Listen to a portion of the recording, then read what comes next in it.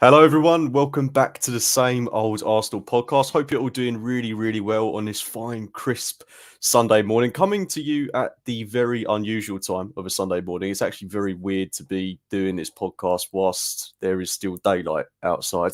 Albeit here in the UK, it does seem to have only just gotten to a point where, the sun is coming up at around 10 a.m.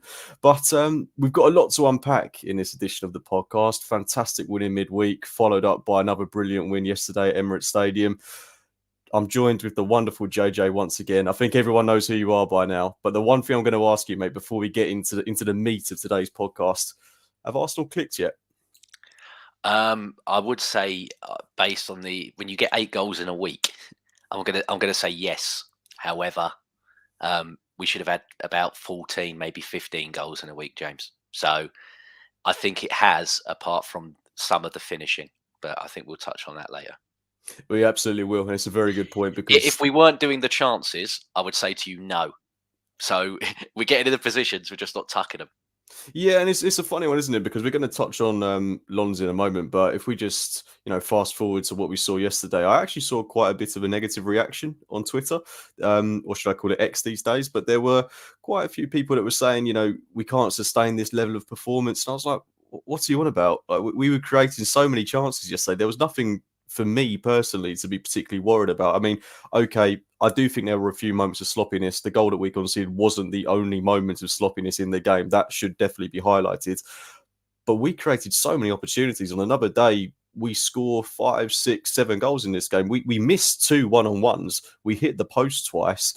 And let's not forget that Jose Sarr made a fantastic save from Trossard in the first half as well, which would have put us out of sight. So, were you sharing that same point of view? Did you feel that we played well and that it was just a case of, we just weren't clinical on the day? Or do you share the opinion that maybe we weren't as good as we could have been?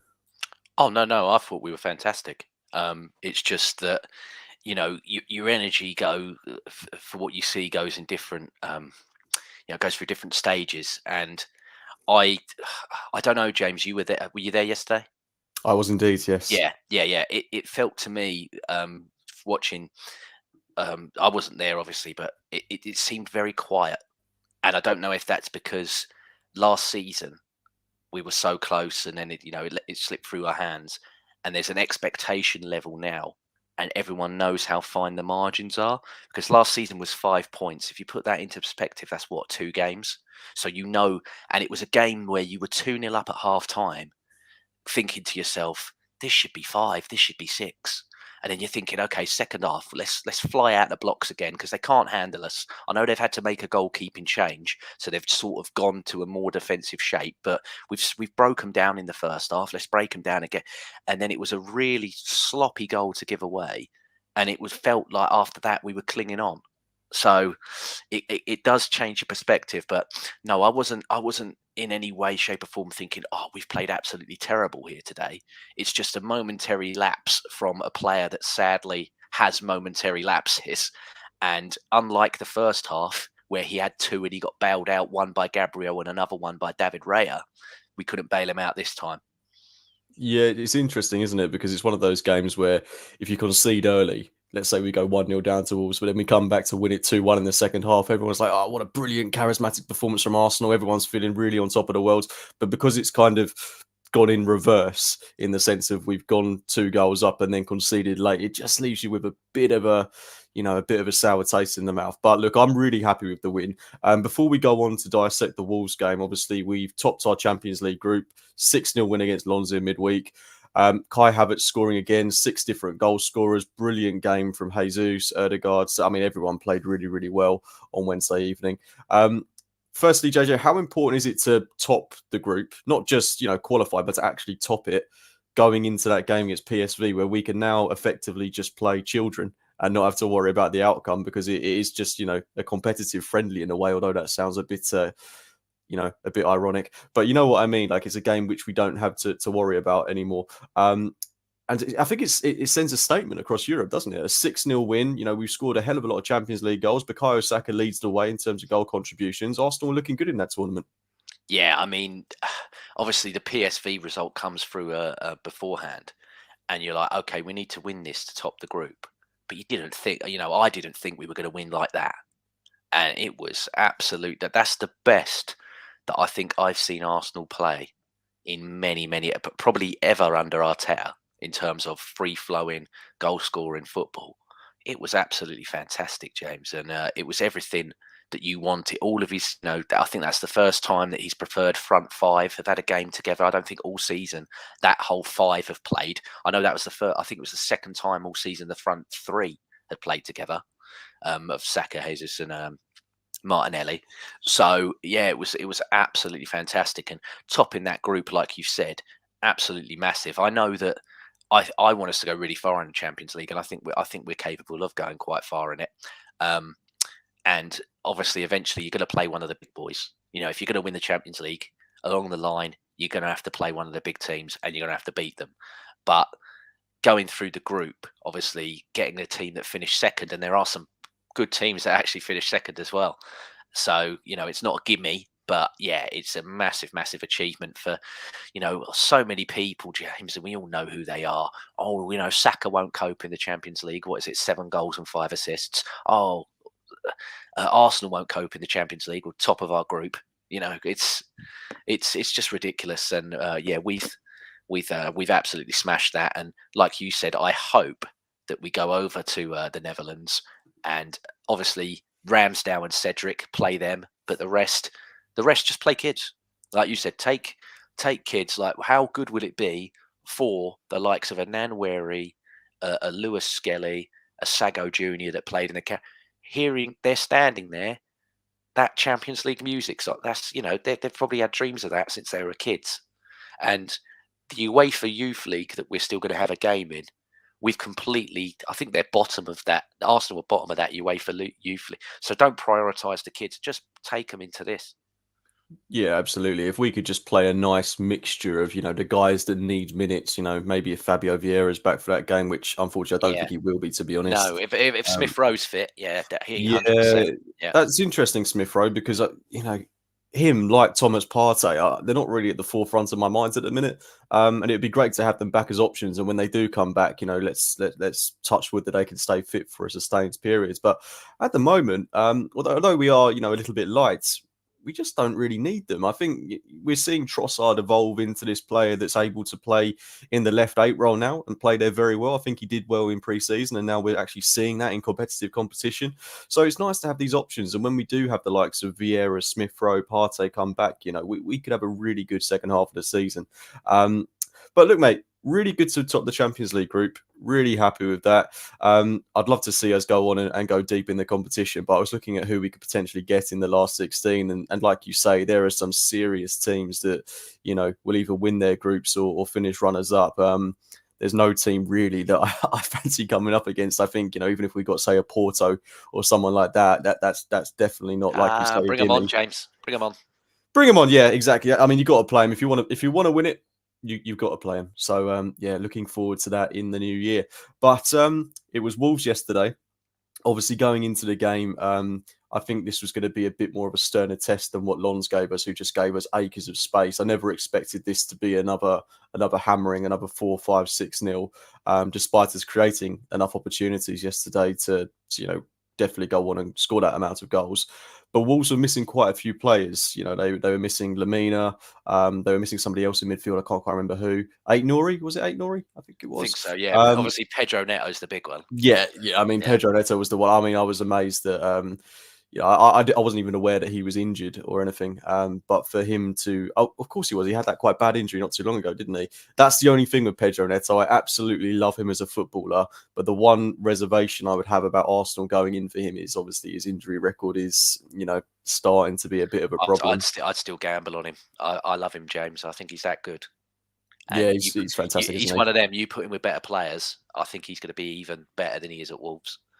I think he's amazing at Wolves now, but you chuck him in, like you said, with the Trossard, with a Martinelli, with a Havertz that's passing forward and running now. It's unbelievable. I mean, what good a couple of goals does for that lad. I thought again when he come on yesterday, I thought Havertz was brilliant when he come on. I Yeah, he really, was. I thought he looked really, really good. He should have got 2 fouls. He got fouled twice in the space Well, of a yeah, couple I of mean, seconds. Either of them. let's talk about that quickly because I mean, obviously, we're getting late into the game at that point, but Havertz wins the ball kind of 5 yards from the Wolves penalty area, and not too long before that, we'd seen fouls given for absolutely nothing that were awarded to Oh, Wolves. Then that Havertz one is as clear as day, and it's just yeah, straight away the referees yeah. like that. I mean, James, I don't like going at refs because I see it as an excuse for if you play badly or what have you. But there was glimpses there yesterday where I was thinking to myself, where you had the problem with Wolves on Monday and you had to issue them an apology again for how you ref their game against Wolves. Sorry, against Fulham. I think there was a lot yesterday that was they let slide because they were like, oh, we can't do this to Wolves. We can't have anything rattle Wolves again. I mean, the Jesus one is the most obvious penalty because when I don't know if it's like a tug and a push, but I'm like when he attempts that header, if he's not been touched, he's going to fall forwards, like directly forwards. But he falls to the side, and I'm like the only way he falls to a side if he's is if he's off balanced.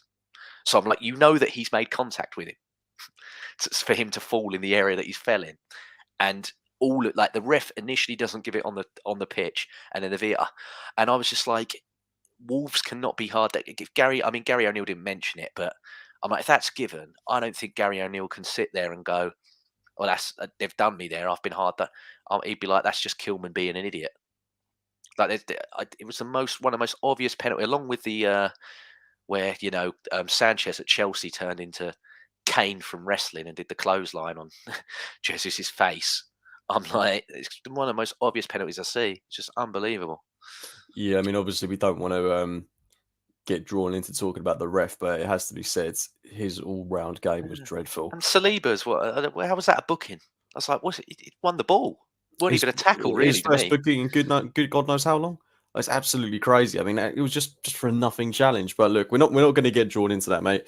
Um, Going into the game, the team selection was pretty much identical to what we saw against Brentford, apart from obviously the goalkeeper, where we saw David Raya come in for Aaron Ramsdale. I don't think we need to talk about that now. It's pretty obvious that David Raya is Arsenal's number one, and Had his best game in an Arsenal shirt, yeah, mate, I thought yesterday. he played well, made some really good Superb. saves, commanded his box.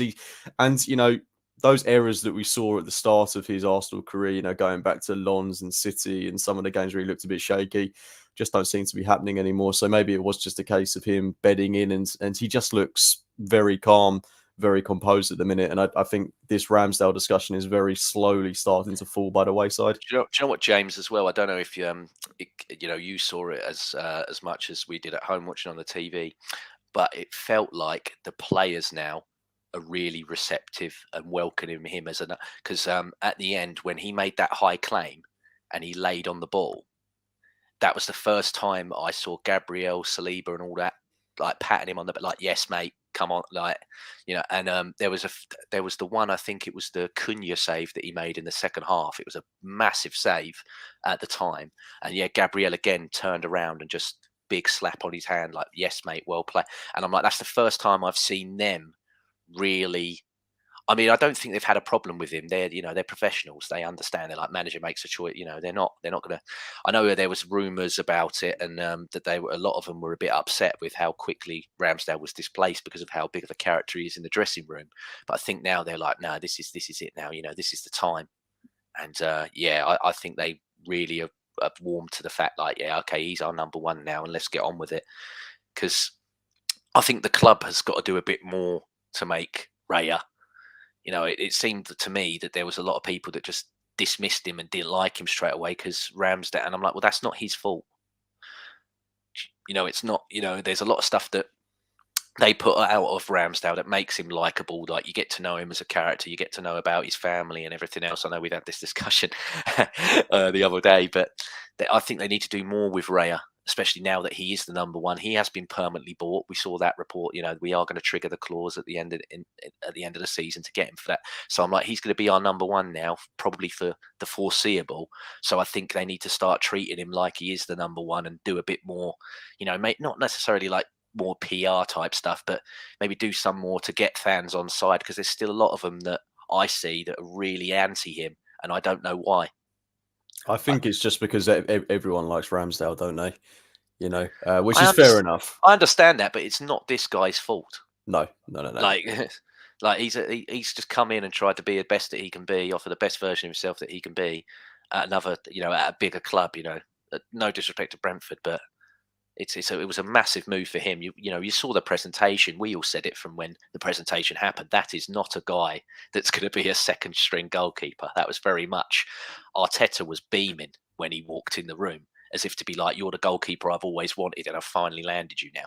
So yeah, it's a shame. Like we said, before, it's a shame what's happened with Ramsdale and everything. But it's professional football. It's big boy football. You got to get on with it.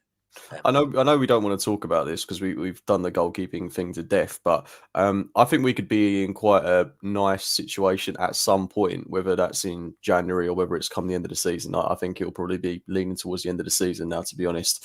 But if we were to sell Ramsdale, we could actually be, in a scenario where we've bought David Raya for say 27 million, and we might be making profit because we're selling Aaron Ramsdale for maybe 40 odd million. I know we've spoken before about Ramsdale is a 50 million plus goalkeeper, and I wholeheartedly agree. But the longer he stays on the bench, the less football he plays. We all know that value just Yeah, diminishes. we've tanked it, but that's how it is. Yeah, but do you think we could be in a scenario where we are able to sell him for, say, a profit? Oh yeah, there's people that want him already. Who we played yesterday want him. So But they want him on a loan with an option, whereas we want to. yeah, If he's going to go, we want the permanent. We want the money now, and we want the big sale. that's the thing. I mean, what? If you watched Pope yesterday, dislocated his shoulder, mate. Newcastle. Who's Newcastle's other goalkeeper? Karius. I mean, come on. No, they've got Dubravka. Oh right. Oh yeah. They've got Okay. Dubravka as well. Fair enough. But like, totally forgot about him. So fair play. what clubs outside of the ones outside the top six do you think would be after an Aaron Ramsdale? Because I mean, I know it sounds crazy, but I actually think there's a case for someone like United going in for him, given how Onana's been for them so far. Yeah, any of them. He would. I think that obviously he doesn't want a team that's potentially going to get. I don't think he wants another relegation on him if he can help it. But I think any of those clubs, he's good enough to be a number one anywhere. A lot of people have listened to what I've had to say on various channels, James, and think that I'm anti Aaron Ramsdale. I'm not at all. If anything, he's one of the biggest players that's come into this club and made me eat my words massively. Because when we first bought him, I was not impressed at all. I thought we desperately needed to get rid of Leno. I always said we're never going to get top four, let alone win the league with Leno in goal for us. And then he come in, and I was like, wow. And yeah, what's happened, and I do agree. Yeah, he is a 50 million plus player. You just got to hope, like someone like a Chelsea or whatever, where they go mental, either them or, like you said, United, Newcastle. I mean, Pope's not getting any younger, and I don't think that I think he's a very, very good shot stopper, but you want these distribution goalkeepers now, and I don't think he's anywhere near what Ramsdale offers in terms of that. I mean, I know Ramsdale isn't in our squad because we have problems with his distribution and concentration, but I think someone like Newcastle or Man United, like you said, would love him. I mean, Wolves really want him, but you got to remember he's a West Brom fan, so I don't know if he'd do that or not. But then again, he is guaranteed he would be first choice, no questions asked at Wolves. So maybe that's what he wants. Move back to where he's from, and he plays every single week. Yeah, I think I could deal with him going to like a mid-table side and being the undisputed number one. I'd just be really sick if he went to, say, United, Chelsea, Newcastle, and then started playing really well. And that's why I have a gut feeling would inevitably happen if that was the case. But let's move on to what we actually saw yesterday. I mean, like I was saying before we got on to the goalkeeper debate, similar team that played against Brentford, and we saw Trossard in the left 8 role again. I was surprised that Havertz wasn't given another opportunity, given his goal last week, given his goal again in midweek, and he seems to be fit and firing at the minute. But Trossard, I think, is proven to be quite a good option in that left 8 position. I mean, he didn't tear up any trees yesterday, but at the same time, he was very solid. He had 2 very good opportunities to put the ball in the back of net, which he absolutely should have taken at least one of them. But what are you making of him playing in this new role for him? Because we saw it in pre-season. We've not seen it in the Premier League so far, but there's something a bit Santi Cazorla-esque about him in that position. Yeah, I really like him. James. I think he's a very, very, very good player. Um, there were glimpses yesterday where Arteta though was absolutely ripping the guy. He was laying into him something, and I've never seen him go at Trossard like that. No, I've seen him go into Martinelli quite a bit, but he absolutely was obliterating Trossard that second half for some of the shots that he was taking. He Well, was, it's funny you mentioned that because there was a moment where he was on the left-hand side of the pitch and he held on to the ball for way too long. And I think Arteta tries to be quite reserved in his, having a go at the place, but he was not yeah, in that. He yeah, really laid into him for just losing the ball for holding on to it too long. yeah, yeah. And no, I do. I thought that there were parts of that left-hand side in the first half, James. Normally, we're so used to being a right-hand side dominant team that to work on that some of the stuff him and Martinelli were doing in between, they've got a link up, mate, that's very special. Them two, they really, you can see it. They really, really like playing with each other, and yeah, I thought he done well there. Havertz. I saw a lot of people going, "Oh, he's dropped it." I went, well, "Hang on a sec. He played the full 90. He was one of the only ones of all that front, five that we talk about that played the full 90 minutes in midweek. So he wasn't dropped. He was rested, which I've not got a problem with. Um, Obviously, we knew that Wolves were going to play a deep block, and we probably wanted the more, better finisher slash better creative type player than what Havertz is. So that's why we went for Trossard. I think that Havertz 100% is going to come back against Luton because they are a 4-4-2, like it and lump it, horrible type of football inside. And they are, when your striker is trying, someone like Jesus who's going to play on Tuesday, when he's trying to bring the ball down, a bit like when we played Southampton away, and that I can't even remember that guy's name, but he was horrible, weren't he? He scored against us at the Emirates as well. Very, very. Was it Car? Something. Carter, No, no, no. It no, was. I'm thinking of I Carter think Vickers. think it was Croatian guy. I can't remember Yeah, his. I Can't know remember who his. you're talking about. Yeah, but every single time Jesus jumped, it was like elbowing that. Like it was like right in his ribs, give him an elbow. They're going to be doing that. They're going to in the first 5 minutes, James against Luton. I know I'm getting ahead of myself. They're going to wallop somebody that plays for us, and we're all going to go, "Oh, you absolutely filthy!" I won't say the expletive because it's early in the morning, but we're all going to, we're all going to be on our WhatsApps and everything else, going, "Oh, did you see that? The dirty, because they are. They're going just to let you know that they're there. They're going to crunch someone within the first 5 minutes of the game, 100%. And no, you want Havertz for that because it's going to be a very direct and long sort of game. So you want him in there to win, chest it down, lay stuff off, and everything else. Well, I think he's bread and butter, which he's really good at. So yeah, he'll definitely come back for me for that one. But yeah, no, Trossard for me he should have, Martin Odegaard yesterday. He got a 9.1 on Sofa Score anyway, but he should have had a 9.9. He should have had 4 assists. He laid so much on a plate for him yesterday, and that Trossard one, especially in the first half, yeah, he should have buried that. I mean, it was a great touch to get the chance anyway, and his feet just went a bit too quick for him to finish it Good off. But save as yeah, well, though, it has to be it said. was, yeah, it was. I agree, yeah, but no, I've got no qualms with Trossard, mate, whatsoever. I think he's a very, very good player. I like when he plays for us, and I like what he does. So. But similarly to what we saw in midweek, we started this game really quickly, and I think what we spoke about on the last podcast after the quite scrappy win against Brentford was that it's always going to be difficult playing against teams that are going to sit in and not give you space. But if you're able to get an early goal, then it just changes the entire dynamic of their game plan and allows you to create more opportunities, which is exactly what we saw against Lons. You get the early goal and suddenly space appears all over the pitch, and we managed to do it again. Very early. Bukayo Saka, again, it's fantastic play from Takahiro Tomiyasu to play him in, who's just been a revelation this season. Fingers crossed his injury is absolutely nothing.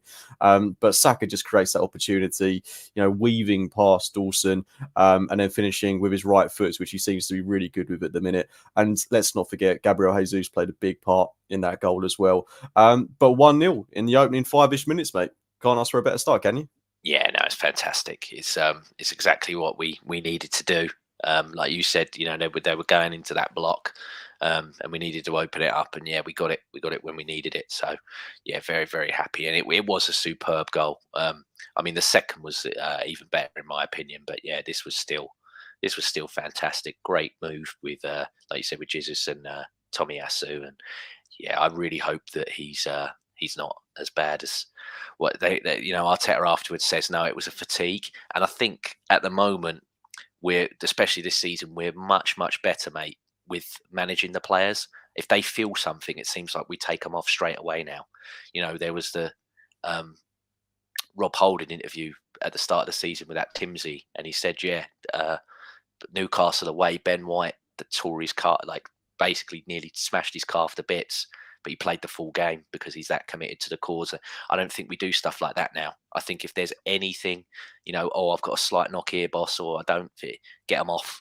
Get them off, because we, again, like we said, we know the margins and we know how close it is. So keep everybody as fit as possible. When we need Tomiyasu, mate, I don't know if he's going to play both games, but like I said, if it's Luton with an aerial bombardment, he doesn't lose any aerials for me, does he ever, Tomiyasu? So I'd like him in there for that if we can.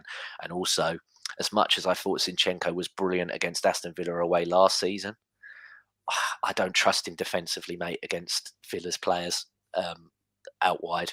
So I would like Tomiyasu either at right back or probably left back even for that game against Villa. So I hope he is fit, mate. Yeah.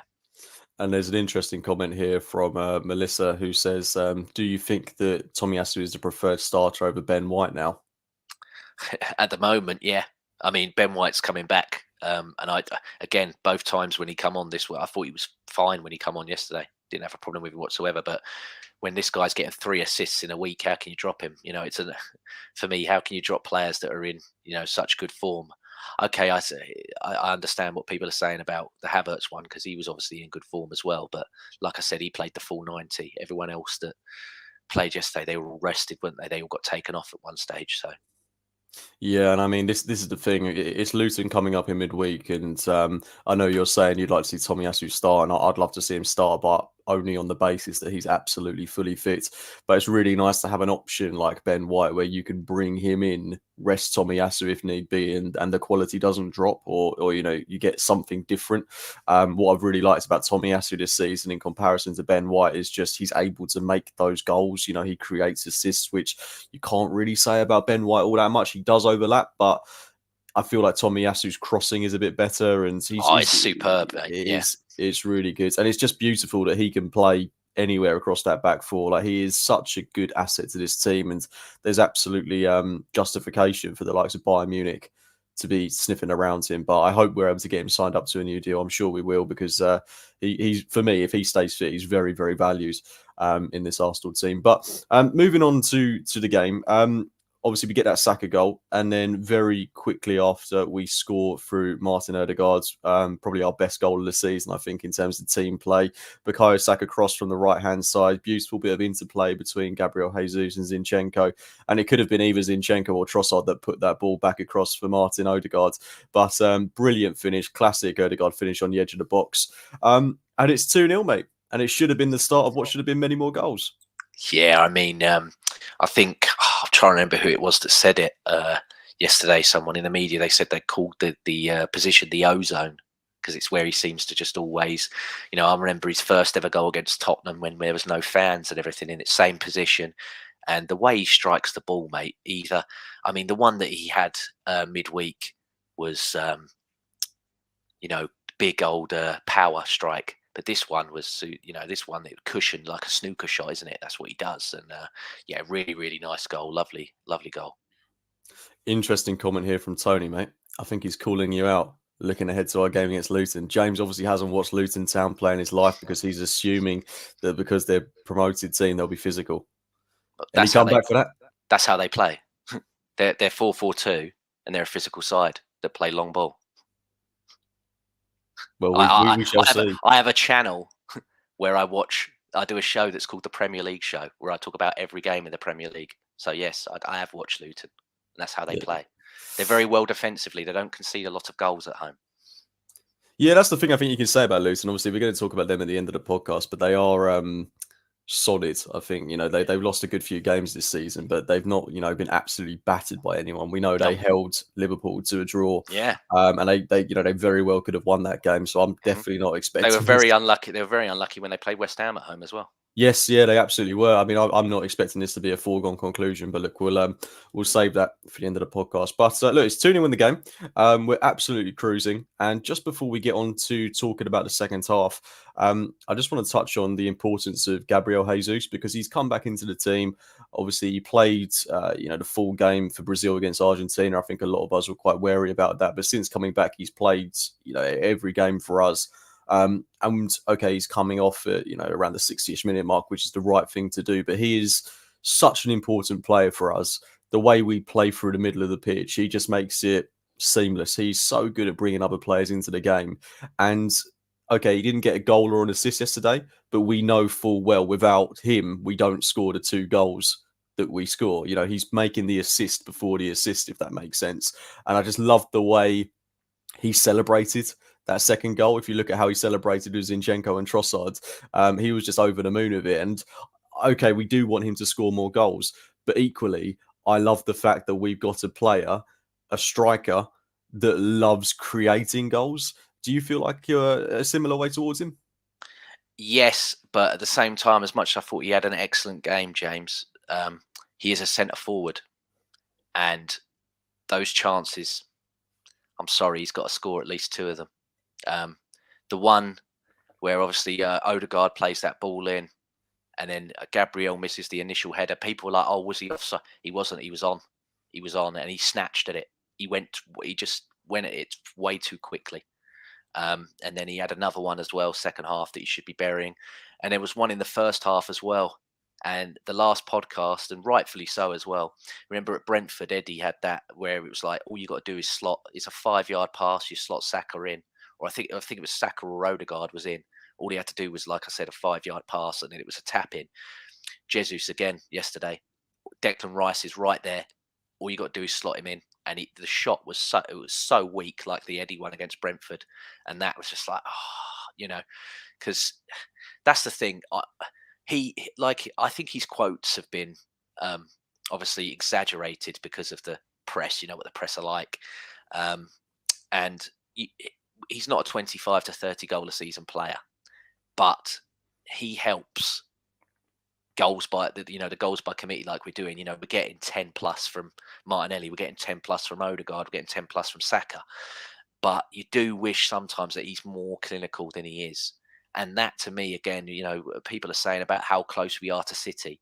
The only thing for me that really separates us, obviously, is the money and the depth, but also they are ruthless. Like we're sat here now, James, saying that we should have been 4 or 5 up at half time. Man City would have been 4 or 5 up at half time. That's the difference. That's the only thing. If we get more cutthroat, we will blitz. We will do Lens more than We'll have about another 5 or 6 Lens games this season easily. I mean, we scored 88 goals last season, so we know we can score. It's just the finishing yesterday was it was just so annoying. It was frustrating, the finishing, but I would be more worried if we weren't getting in if Jesus wasn't getting in the positions he was getting in, then I'd be more worried. I'd be like, well, what's going, but yeah, unlike Nketiah, who had his one chance and he fluffed it, he doesn't offer anything else. Jesus offers so much more, and that's why I think he's the perfect player for us. Yeah, this is the thing with Jesus. I mean, in the Champions League, his record this season has been absolutely fantastic. And he seems to score world-class goals as well in the Champions League. We're not talking about tap-ins at the near post. The goals he's scoring are top draw. But then when it comes to the Premier League, I'll go back to that opportunity that he missed against Spurs from about 5 yards out that he should have put away. I think he's just a bit more rash. I'm not sure why that is. Maybe it's because you feel he doesn't have as much time to put those opportunities away in the Premier League, because you're always going to have a defender snapping at your heels. But a lot of the time, he does tend to be in a lot of space, and he just rushes at it. But if he can eradicate that element from his game, then I think there's no reason why he can't be looking at 20 goals this season across all competitions, albeit he has to stay fit. But when you think about it, we are still relatively early in the season. The second half, we know we're going to have a hell of a lot of games. There will be goals there for him. We're creating chances at will now. So if he can just be on the end of them, it can still be a very, very good season for Gabriel Jesus. But what he's bringing to the team, he's just he's just fantastic. I love him, and we've got to keep him fit. As good as Trossard and Nketiah can be, like you say there, I mean, no one offers what Jesus does in terms of link-up play. But before we go on to the second half of the show, we do have a competition running on the Same Old Arsenal podcast. I hope I've got this all remembered correctly, but you need to go over to Ruth Beck Art. She's our sponsor. If you head over to her Etsy shop, and what you've got to do is screenshot your favorite A4 print, the one that you like the most, email it over to the sameoldarsenal@gmail.com, and we will pick a competition winner. I believe it's going to be next Saturday. Amanda is going live with Albert post-show, and the competition winner will be announced then. So you've got less than a week to enter. Absolutely any print that is on Ruth's Etsy page, go and check it out. You can find more details on our Twitter, on Ruth's Twitter as well. But yeah, just a fantastic Christmas present for yourself or for someone in your family. And of course, Ruth is doing a few more bits as well. You can get her fabulous Christmas cards. It's not too late for that. I mean, it's only the 3rd of December. Her little present boxes as well, with a card and a candy cane. And then who could forget the fabulous Christmas gong? I mean, come on. Who wouldn't want one of those? Oh, yeah. Yeah. Look at that. They're good, aren't they, mate? They're fantastic. They're fantastic. Why just get a boring plain gonk when you can get a Dennis Bergkamp gonk there? I'm assuming that there's all players. I think it could be personalised to any player you want. I mean, you can put your own. Yeah, you may be able to put your own name on it. You know. Yeah, why not? So, look, fabulous Christmas present either for yourself or for someone in your family. But yeah, make sure to check out the competition. I mean, things like this don't come around too often, and Ruth's work is absolutely fantastic. You can see just on my wall there. Audio listeners won't be able to, but I've got a fabulous little hybrid print just on. Yeah, my I mean, wall. if some of you are good, you could probably screenshot James's back wall there and put that up as the. If you don't want to go to Ruth Beck's Etsy shop, you can just crop that and say you want that one. Yeah, feel free. Just make sure not to crop my face, because then but you'll be ended up with something no one wants. Definitely go to Ruth's Etsy shop though, please. Yeah. Yeah, please do. Okay, so I'm glad I remembered a lot of that, because that was a lot to get, get out there. You smashed that, mate. That's fantastic. Cheers, mate. Thank you. I was worrying about that all day. And that was all in your head as well. That weren't written down or nothing. No, it definitely wasn't written down. I just had on my agenda mention competition. Yeah, and there we have it. See, that's some real professional people here. Well, I don't know about that. But what wasn't so professional, mate, was that second half performance. It was a little bit slow. See, segues, fantastic. Stop it. Unreal. But how did you feel about that second half, mate? Because like you said earlier, you wanted us to come flying out of the blocks, and it was just like, I was watching it yesterday, and the second I was like, God knows what we're going to talk about on the podcast, because there's just nothing happening. It was controlled, it was measured, but a real lack of opportunities. We had that Trossard one-on-one, which should have made it 3-0. We should have been out of sight at that point. But it was quite similar to the Lons game, in that it felt like the game was done. We just wanted to see it out. We wanted to conserve our energy a little bit. But obviously at 2-0, the game is not done. Obviously against Lons it's different. It's 5-0. The game is definitely done. But as we saw later on in the game, we let Wolves back into it. But were you disappointed with how we started that second half? No, I because we had like there was something with like Saka broke through quite early, didn't he? Like a couple of minutes into it. So I thought, oh, okay, we're still going at it. And then he had another one, didn't he? That was just if he just got it a little bit tiny down, it would have been one of his best goals of the summer. I mean, he's got quite a good repertoire of goals anyway, hasn't he? The curler from the people are going Iron Robin-esque. I'm like, get rid of that. Call it Bukayo Saka-esque. Oh no, it's his thing now. It's worth mentioning as well. Bukayo Saka was sensational yesterday. I think a lot of people have been a little bit, keeping an eye on him this season. They feel he's been going under the radar a bit, but that performance yesterday was world class. But James, the thing is, him under the radar is still better than everybody else, because I've seen there's games where he's been quiet or not at it, but he'll whip in a cross like he did against Brentford the other week, or he'll whip in a corner that someone will head and it will go in. This guy pulls numbers. He will have like a 3 out of 10 game, but still get a game-winning assist or a goal. That's how good he is. You run out of words to say with Bukayo Saka, and you keep all going like, we really run him into the ground, but how can you justify? Who can start ahead of him? No one. exactly. No, no one can He's start ahead that, of him. he's that important. He's that good at that age. It's Is just, yeah. he? What big question for you, mate? Is he Mm, world class? of course he is. Of course he is. He was arguably. I have this argument with so many people, mate. But I'm like, he was arguably one of Arsenal's best players last season. I actually gave Player of the Season to Odegaard, just for the fact that he's a midfielder scoring the amount of goals that he scored and everything else.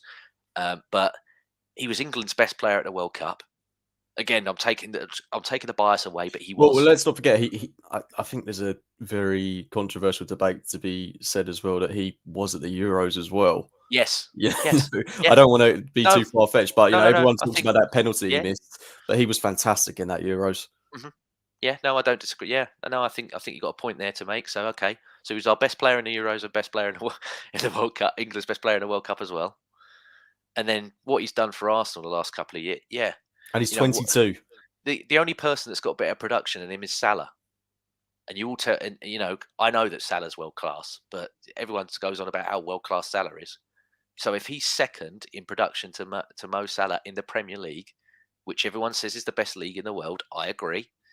How is he not world class? No, he definitely is, and I think he's one of a few players that we've got now that we If can it's the call world whole, class. oh, he's not world class till he's won trophies, well, that argument I get really annoyed at because I saw Igor Stefanos win a double. I've seen, what was it, that Traore that used to be at Mm. Liverpool win the Champions Pascal League. Sagan is an invincible. Yes, exactly, exactly. So don't bash with all this, oh, because of trophy stuff. It's ridiculous. It's ridiculous. Yeah, of course he's world class, James. Certainly. And I think we've already, we've touched on the Trossard chance. We should have made it 2-0. And unfortunately, we did concede a goal to Cunha. Great finish. But It again, was, yeah. It it's was a very, really good very finish. poor from Zinchenko. Getting caught in possession in the box. And it wasn't the first time that he did it yesterday. And look, if it was his first time doing it, I'd be like, okay, look, we'll sweep that one under the rug. We won't worry about it too much. But we spoke on the last episode of the podcast about how he's come on defensively. Definitely not yesterday. Really Yeah, I poor. jinxed it. We jinxed him, didn't we?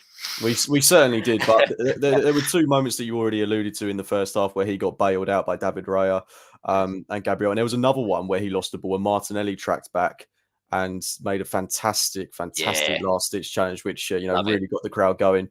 But I love Zinchenko. I tweeted yesterday that he could put in an absolutely world class stellar performance, but he could still lose as a game in the same 90 minutes. And that's why I've always got question marks over him. And he's a very intelligent player, but the things he does to put us in danger are very stupid. And I get it, sometimes there's going to be physical moments where he's a small guy, he's quite slender. He will get out muscled by bigger people. That's just going to happen. That's part of his game. But some of the times he just divers on the ball, just doesn't get it out when he needs to. In that instance where we concede the goal, just hoof it out, just kick it anywhere but to the Wolves player, And as I say, it wasn't the I first time he just did it. didn't understand. I was like, why are you trying to dribble it out the box there? Like, it just made no sense. But he does it a lot, mate. He I does it a know, hell I of. know, and I Why is don't he know trying if to it's, dribble it out? yeah, I don't know if it's again, it's like it's a lapse of concentration, which I don't want to throw at him. I don't think he's like that. But then I'm like, is it just an arrogance that you think that I'm that? Obviously he's so good technically, James. We don't even have to. I He's think he's arguably, so keen to keep the ball, keep yeah, possession. yeah, But I yeah. I don't know know. why he thinks he has to do it on his own because he No, I just has mean, to get it out. as soon as Kivior come on, there was the exact same sort of situation on the same side, and he just punted it to Nketiah, and obviously Nketiah didn't hold it up very well. And you saw Kivior sort of just turn to Zinchenko and just be like, "That's all you had to, that's what you had Yeah, to do. I That's all noticed you had as to do." well, after we conceded, or it might have even been at full time, but Declan Rice really gave Zinchenko a talking to, which I don't think it was like yeah, come on, Zinny, you got to do so much better. Like, Yeah, that's really, but I think it was more just a look in those situations, you've just got to kick it out. Like, yeah. don't give it because he'll know from his time at West Yeah, Ham. I mean, some were like saying about obviously Rice in the situation as well. But I'm like, he was I'm like, he looked knackered at that point because he'd been running around. Someone put in the comments earlier, he does 2 to 3 men's work. He was Yeah, unbelievable yeah, again. he always is. He It's always is. just this is what I can't get my head around at Declan Rice. He is so good at the defensive stuff. He's just everywhere, interceptions, tackles, whatever it may be. But even playing in the 6, I want to see him play as the 8, but it doesn't really matter at the minute because he's still offering so much going forwards. Like, he had a couple of pop shots off the edge of the box, which weren't bad efforts, by the way, but he's still offering so much in an attacking sense as well. When he pushes up, the team pushes up, and it's just going to be so exciting, I think, if and when Thomas Partey is back in a couple of weeks, if we're able to just play him at the base, Rice further up, going away to the likes of City, Liverpool. Oh God, it would be fantastic. But even having someone like Trossard or an informed Havertz in that left 8 role, I feel very confident in our midfield now, which I've not been able to say all season. But it does feel like it's starting to come together, doesn't it? Oh yeah, he's amazing, mate. He's absolutely amazing.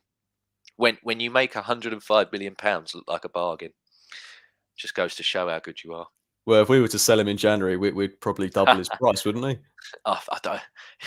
Who can you get? Other than Rodri. But then some people argue Well, about that because they like, well, yeah, but he can't carry. He can't do what Declan Rice does. no, So I'm like, what's the better player? I'm like, no, you got a point. I think there's an argument that Rice has outperformed Rodri this season. I think he has, yeah, 100%. Yeah.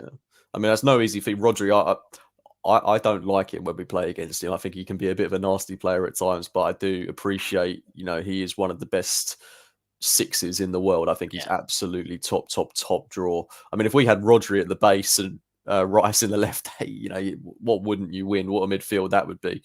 But it was a bit of a nervy ending to the game. I think people, were very much on the edge of the seats. And when you're watching that game in real time and we go to a back three, bring Kivior on and we play Jorginho, he comes on and we just kind of backs to the walls, Rob Holding-esque. Obviously, it's great to have someone like Kivior to bring on in place of Rob Holding these days. Just shows how far the squad has come. And he was very good when he came on, by the way. That's worth mentioning. But it's not nice when you're having to hold on like that against Wolves, especially when you should have been out of sight. I don't think it was ever as nerve-wracking as it felt at the time. If you look back, I can't think of another chance that Wolves created, honestly, that, troubled us. They had the Cunha goal, and then apart from that, we kind of just let them have the ball and said, okay, break us down, do what you can. Did you feel nervous at that point in the game? Slightly, but yeah, I'm with you. I was more getting enraged, like I said, with the referee, and especially how he come up with the added time. I mean, Tomiyasu was down for 80 seconds. Yeah, he gave, what was it, 6 minutes, 8 minutes? Was it? I think it was 6 in the first half and then 8 in the second. Or I might have got No, the other way he around. gave it was 6 minutes that he gave in the second half. Yeah, but if we they played got so 8. much, that's it. Yeah, I couldn't get my head around that. Yeah, it was ridiculous. It was absolutely ridiculous. So yeah, I was getting more angry at that, and then obviously Eddie had his chance, and when he missed, I was like, I don't like laying into our players, James, but there was a big part of me that was just like, oh, you absolute clown! Like, why have you done that? Like, that's what you're, you go on about. Oh, and unlike Jesus, I score I score the goals. I might not. I think he's learning and he's getting better at being hold up player and running and everything else like that. I don't think he'll ever be at Jesus's level, but that for him yesterday, I'm like, oh mate, have you hit the post from like, come on. Yeah, Like, he was already wheeling off in celebration as well when he did that, yeah. which really annoyed me. It's like, Yeah, I you've was got like, to put that on target. And again, it's identical from Erdegaard, isn't it? When he put Trossard through, that ball is so difficult to do. It deserves a finish. It deserves a goal. Both of them deserved a goal. But yeah, seriously disappointing. It's worth mentioning as well, we actually hit the post as well in the first half through Martinelli. yeah, So, that's a great move. yeah, we should have had so many more goals yesterday. I don't buy into the debate that we were poor or anything like that. It's just one of those games where Well, it's James, difficult. as much as I like Gary O'Neill, he come out after the game and said about time wasting. How does a team with nearly 4 xG waste time? You waste time. You're wasting time because you're clinging on to something. There, like you said there was never a moment where we were clinging on yesterday. Yeah. And why wouldn't you run the clock down? I mean, he said it himself as well, Gary O'Neill. He said, look, no disrespect to Arsenal. There's nothing against them. But if I was in that situation, I'd do the same. But I would just expect the game to be managed a bit better and to have more added time. Like, what do you want, Gary? Like, I like Gary O'Neill, got a lot of time for him, but we played more than the added time at the end. We played 2 minutes more. Like, that's not a small fraction. That's quite a substantial amount at that period in the game when, you're really going for it and we're backs against the walls. But we've come out of it with a win. At the point of recording, 4 points clear at the top of the Premier League. That'll be until City put about 10 past Tottenham later on if they insist on playing Ange ball. But, we can't really ask for a better weekend. We can't ask for a better week, really, can we, mate? 3 wins. Yeah, no, did like we said, what is it? 9 goals in a week. I'm not going to moan at that. No, and I think it's what, 5 wins on the spin. Yep. Yeah, Yeah. I mean that Newcastle result, it's galvanized us a little bit. I mean, I was, I know if we go back a month, the Newcastle result was really hard to take, a very bitter pill to swallow. But I was never too downbeat after that game, and I know we weren't quite clicking in the way that we are now a month ago, but I always felt with the run of games we had coming up, we would make up those points, and we've won games this season that we lost last season. Everton away, City at home. We're picking up points, and St James's Park. I mean, we did really well to win there last season, but it's a very tough ground to go to. A very, very tough ground. We saw what they did to United yesterday. We know that they're going to take points off our rivals there this season. So, look, I'm glad we've got that game out of the way at this point in the season. And, we're sitting pretty at the top of the tree right now. But it doesn't stop here, mate. We've got another game in 48 hours time, really, against Luton Town. We've already touched on them briefly. Very physical battle, going to be a very, very tough game. I'm not expecting, a 4-5-6-0. I think it could be quite similar to Brentford. Mentioned earlier that they came very close to beating Liverpool a couple of weeks ago. So what are your feelings? What are your thoughts going into this game? And what would you change about the team lineup? I think it will be exactly the same as what we saw yesterday. Apart from Havertz will probably come in. I think if Tomiyasu is fit, he'll stay in there just from, like I said, aerial bombardment. So I think he'll. But I've got no qualms whatsoever if it's Declan Rice, mate. Do you think? Sorry, not Declan Rice. Ben White. Sorry.